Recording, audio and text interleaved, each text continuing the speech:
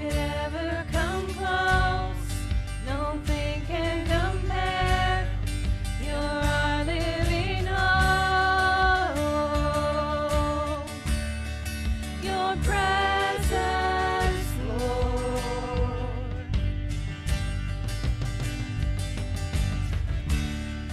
I've tasted and seen of the sweetest of loves, when my heart becomes free and my shame is undone.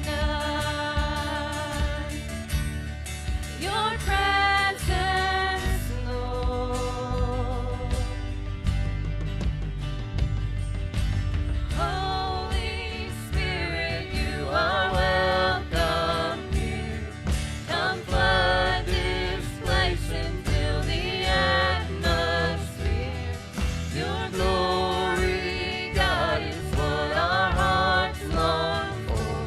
To be overcome by your presence, Lord.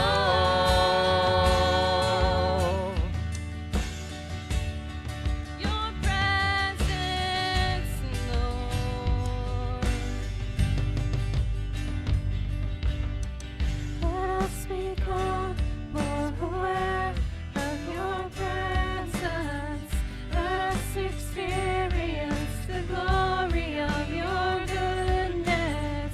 Let us become more aware of your presence.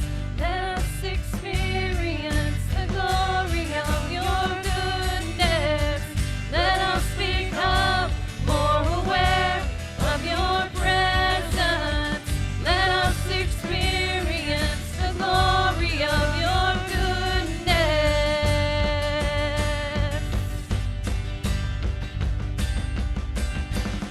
Holy Spirit, you are welcome here.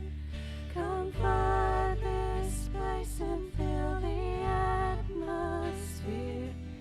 Your glory, God, is what our hearts long for.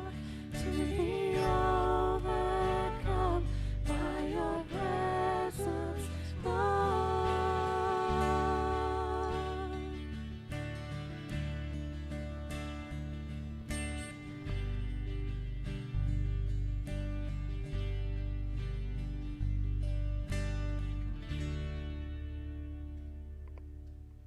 We need some kids to come down for children's church. Come on down. Sit on the steps. Let's see what Brother John's got for us today. Got one ready.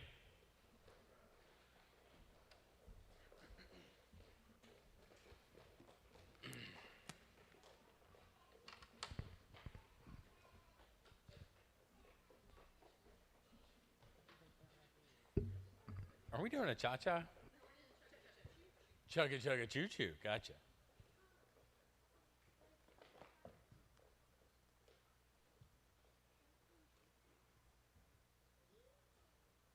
I have a question for you.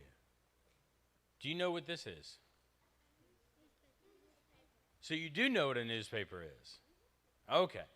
Because, you know, some kids your age don't know what one of these are. And what are they good for? Or what do they do? They tell you about what? The day. Okay. They tell you good news? And bad news?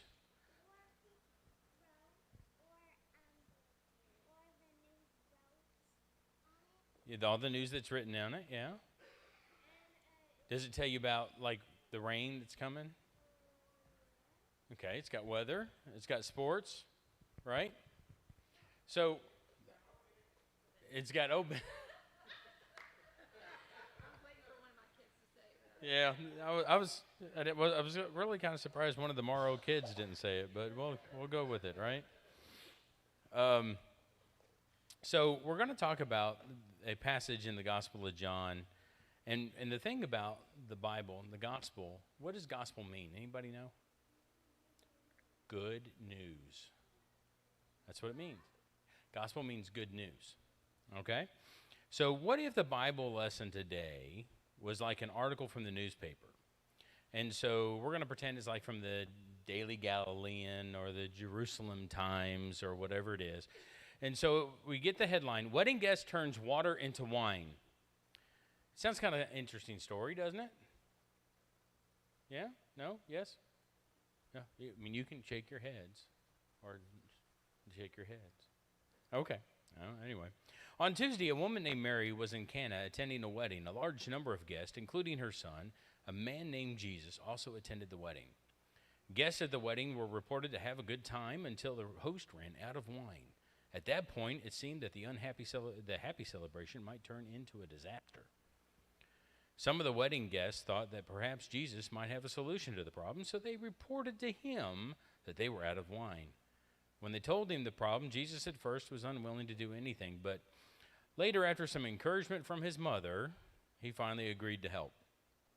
Eyewitnesses at the wedding reported that Jesus noticed several large water jars near and instructed some servants to fill them with water. After the jars had been filled with water, he told them to dump some of the water out of the jars and take it to the man in charge of serving the wine. When the wine steward